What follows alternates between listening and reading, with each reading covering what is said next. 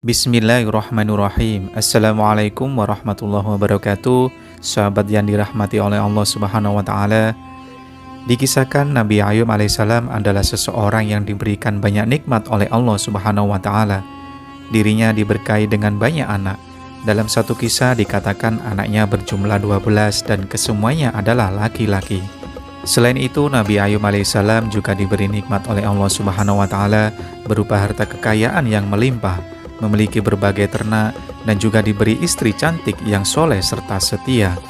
Dengan nikmat yang diberikan oleh Allah Subhanahu wa taala, tidak menjadikan Nabi Ayub alaihissalam pribadi yang sombong.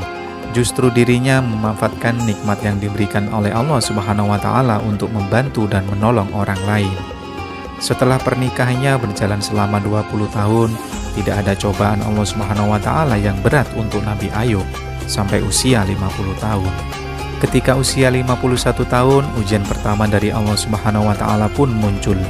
Kulit Nabi Ayub tiba-tiba terkena penyakit yang menyebabkan keluarnya nanah dari kulitnya, dari kepala hingga kakinya, hingga rambutnya pun rontok.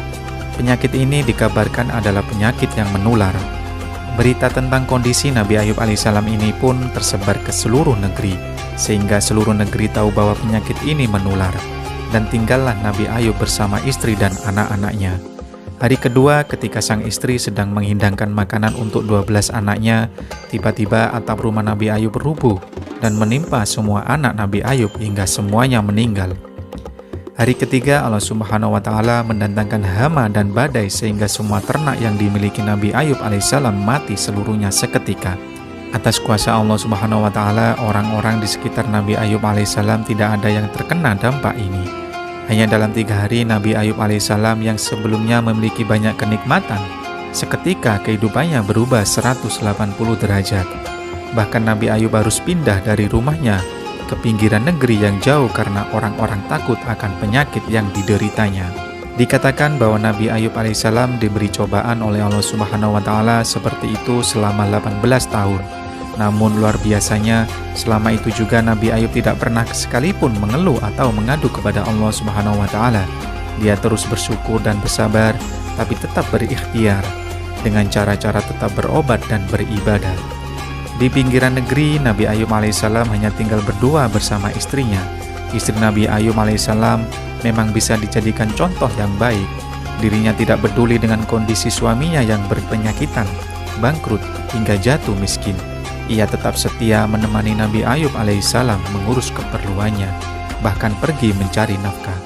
Suatu hari istri Nabi Ayub alaihissalam berkata kepada suaminya, "Wahai Nabi Allah, sudah 18 tahun engkau tidak berdakwah. Bagaimana jika engkau memohon kepada Allah Subhanahu wa taala untuk disembuhkan penyakit ini? Itu saja, cukup kesembuhan engkau, lalu engkau bisa pergi berdakwah lagi." Lalu Nabi Ayub menjawab, "Wahai istriku, berapa lama dulu kita dalam keadaan nikmat?"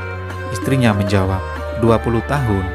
Kemudian Nabi Ayub kembali bertanya, "Berapa lama kita sekarang diuji oleh Allah seperti ini?"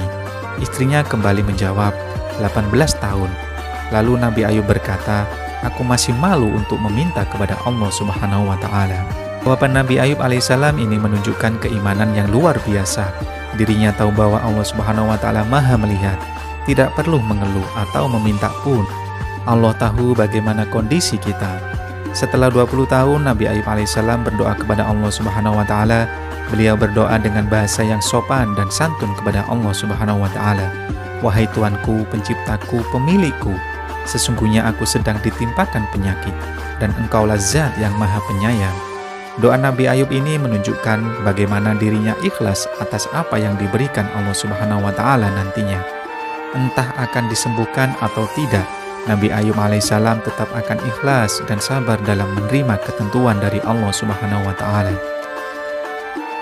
Bahkan Allah Subhanahu wa taala juga berfirman, "Sesungguhnya kami dapati dia Ayub, seseorang yang sabar, dialah baik-baik sebaik hamba. Dialah sebaik-baik hamba, sungguh dia sangat taat kepada Allah Subhanahu wa taala." Surat Asy-Syad 44. Setelah melewati 20 tahun cobaan, di usia 71 tahun, dimunculkan oleh Allah Subhanahu wa taala di bawah tempat tidur Nabi Ayub berupa mata air. Dikisahkan juga bahwa Allah Subhanahu wa taala memerintahkan Nabi Ayub untuk menghentakkan kakinya ke tanah sehingga muncul mata air dari tempat hentakan itu.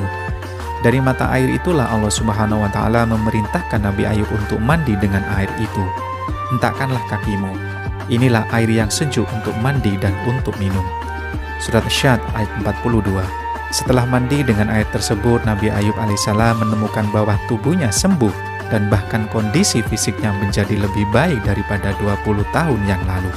Kemudian Allah Subhanahu wa taala mengirimkan berita kepada masyarakat di negeri tersebut bahwa Nabi Ayub alaihissalam sudah sembuh.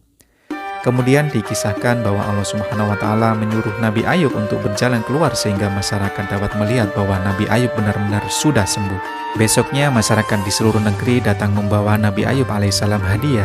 Saking banyaknya hadiah yang diterima oleh Nabi Ayub alaihissalam, dikatakan bahwa saat itu juga kekayaan Nabi Ayub menjadi 2 kali lipat lebih banyak dibandingkan 20 tahun yang lalu.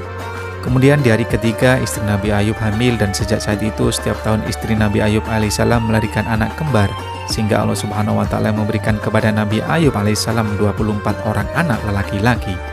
Allah Subhanahu wa taala juga menggambarkan bagaimana kisah Nabi Ayub di dalam Al-Qur'an.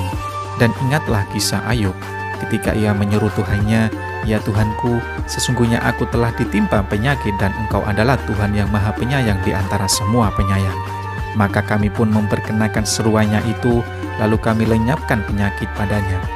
Dan kami kembalikan keluarganya kepadanya, dan kami lipat gandakan bilangan mereka sebagian suatu rahmat dari sisi kami dan untuk menjadi peringatan bagi semua yang menyembah Allah Subhanahu wa taala. Surat Al-Anbiya ayat 83-84. Tidak ada yang mustahil bagi Allah Subhanahu wa taala, hanya perlu keimanan, yakin kepada Allah Subhanahu wa taala dan sabar sebagai pegangan hidup kita. Katakanlah, "Hai hamba-hambaku yang beriman, bertakwalah kepada Tuhanmu." Orang-orang yang berbuat baik di dunia ini memperoleh kebaikan dan bumi Allah itu adalah luas. Sesungguhnya hanya orang-orang yang bersabarlah yang dicukupkan pahala mereka tanpa batas. Surat Az-Zumar ayat 10. Demikianlah kisah tentang Nabi Ayub alaihissalam, manusia dengan tingkat kesabaran yang dipuji oleh Allah Subhanahu wa taala. Semoga kita bisa mengambil dan memetik hikmah dari cerita tersebut. Sekian, terima kasih. Wassalamualaikum warahmatullahi wabarakatuh.